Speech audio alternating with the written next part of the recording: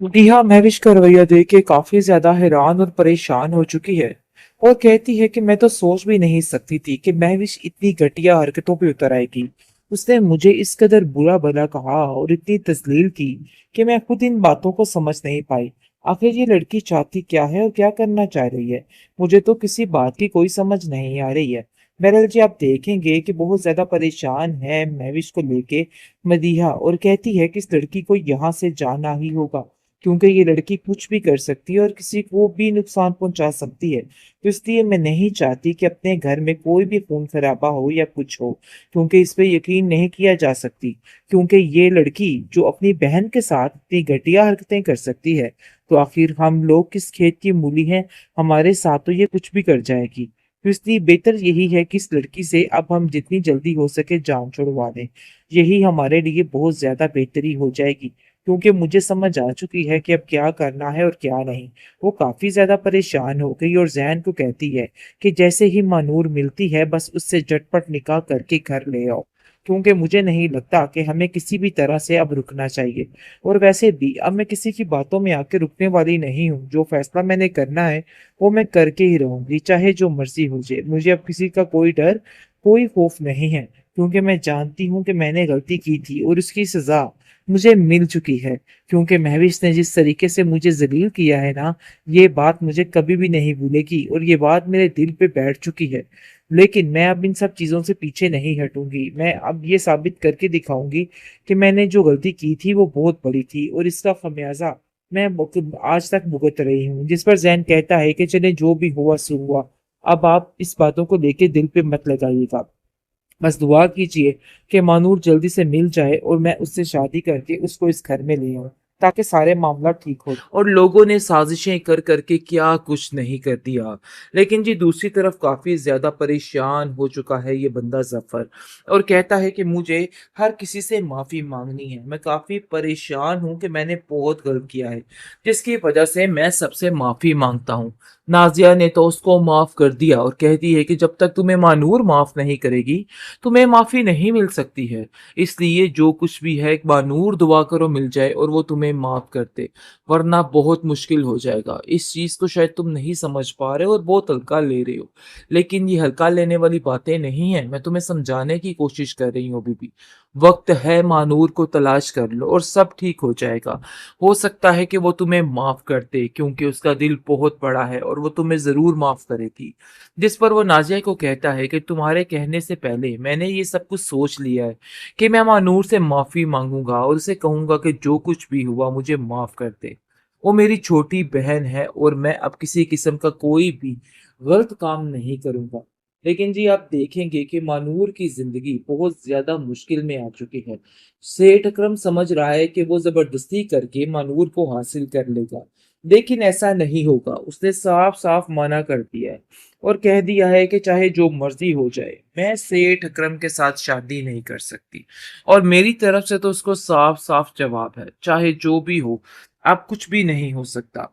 महविश काफी ज्यादा चीख चिल्ला रही है और रो रही है और कहती है कि देखो जैन, मुझे माफ कर दो, जो कुछ भी हुआ सो हुआ। मैं तुमसे वाकई में बहुत प्यार करती हूँ, लेकिन मुझे लग रहा है कि ये लड़की पागल हो जाएगी, क्योंकि ये 80% तो पागल है ही है, जो 20% रह चुकी है वो भी होने वाली है और इसके पास कोई भी चारा नहीं है।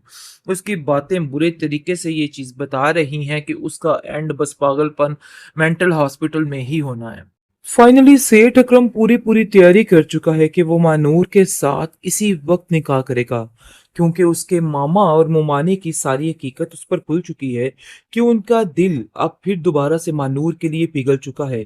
और वो उससे माफी मांग चुके हैं कि मानूर बेटी, हमने जो कुछ भी किया हमारी मजबूरी थी, लेकिन तुम हमें माफ कर दो। जिसकी वजह से ये बात किताब ना लाते हुए सेठ अकरम ने फैसला किया कि अभी और इसी वक्त मेरा मानूर से निकाह कर दिया जाए।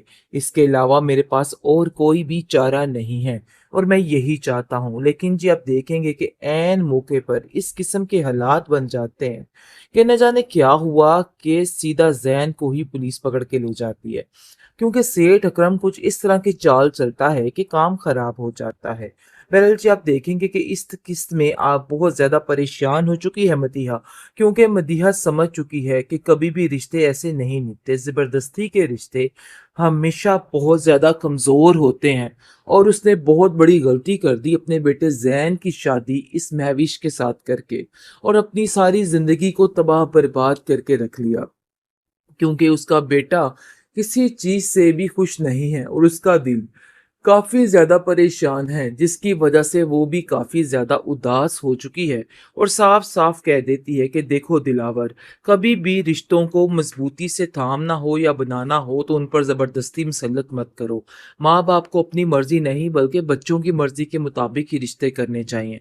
जहाँ पर आपको लगे कि आपकी औलाद ये सब कुछ नहीं हैंडल कर सकती, उसका दिल नहीं है, वहीं पे अपने दिल को पीछे रख के अपनी औलाद की अहमियत को तरजीह देनी चाहिए। लेकिन शायद हमारे दौर में ये सब कुछ नहीं चलता और बहुत मायूब समझा जाता है। लेकिन इसमें कोई आर नहीं, मैंने अपने बेटे ज़ैन को अपने हाथों से जाते हुए देखा है कि उसका दिल मानूर की याद में किस तरह से डूबा हुआ है और लोगों ने साजिशें कर के क्या कुछ नहीं कर दिया। लेकिन जी दूसरी तरफ काफ़ी ज़्यादा परेशान हो चुका है ये बंदा ज़फ़र और कहता है कि मुझे हर किसी से माफ़ी माँगनी है। मैं काफ़ी परेशान हूँ कि मैंने बहुत गलत किया है, जिसकी वजह से मैं सबसे माफ़ी माँगता हूँ। नाज़िया ने तो उसको माफ़ कर दिया और कहती है कि जब तक तुम्हें मानूर माफ़ नहीं करेगी, तुम्हें माफ़ी नहीं मिल सकती है। इसलिए जो कुछ भी है मानूर दुआ करो मिल जाए और वो तुम्हें माफ़ कर दे, वरना बहुत मुश्किल हो जाएगा। इस चीज़ को शायद तुम नहीं समझ पा रहे हो और बहुत हल्का ले रहे हो। लेकिन ये हल्का लेने वाली बातें नहीं हैं, मैं तुम्हें समझाने की कोशिश कर रही हूँ अभी भी। वक़्त है, मानूर को तलाश कर लो और सब ठीक हो जाएगा। हो सकता है कि वो तुम्हें माफ़ कर दे क्योंकि उसका दिल बहुत बड़ा है और वो तुम्हें ज़रूर माफ़ करेगी। जिस पर वो नाज़िया को कहता है कि तुम्हारे कहने से पहले मैंने ये सब कुछ सोच लिया है कि मैं मानूर से माफ़ी माँगूँगा और उसे कहूँगा कि जो कुछ भी हुआ मुझे माफ़ कर दे। वो मेरी छोटी बहन है और मैं अब किसी किस्म का कोई भी गलत काम नहीं करूँगा। लेकिन जी आप देखेंगे कि मानूर की ज़िंदगी बहुत ज़्यादा मुश्किल में आ चुकी है। सेठ अकरम समझ रहा है कि वो ज़बरदस्ती करके मानूर को हासिल कर लेगा, लेकिन ऐसा नहीं होगा। उसने साफ-साफ मना कर दिया है और कह दिया है कि चाहे जो मर्ज़ी हो जाए, मैं सेठ अकरम के साथ शादी नहीं कर सकती और मेरी तरफ से तो उसको साफ-साफ जवाब है, चाहे जो भी हो, अब कुछ भी नहीं हो सकता। महविश काफ़ी ज़्यादा चीख-चिल्ला रही है और रो रही है और कहती है कि देखो ज़ैन मुझे माफ़ कर दो, जो कुछ भी हुआ सो हुआ। मैं तुमसे वाक़ई में बहुत प्यार करती हूँ, लेकिन मुझे लग रहा है कि ये लड़की पागल हो जाएगी क्योंकि ये 80% तो पागल है ही है, जो 20% रह चुकी है वो भी होने वाली है और इसके पास कोई भी चारा नहीं है। उसकी बातें बुरे तरीके से ये चीज़ बता रही हैं कि उसका एंड बस पागलपन मेंटल हॉस्पिटल में ही होना है।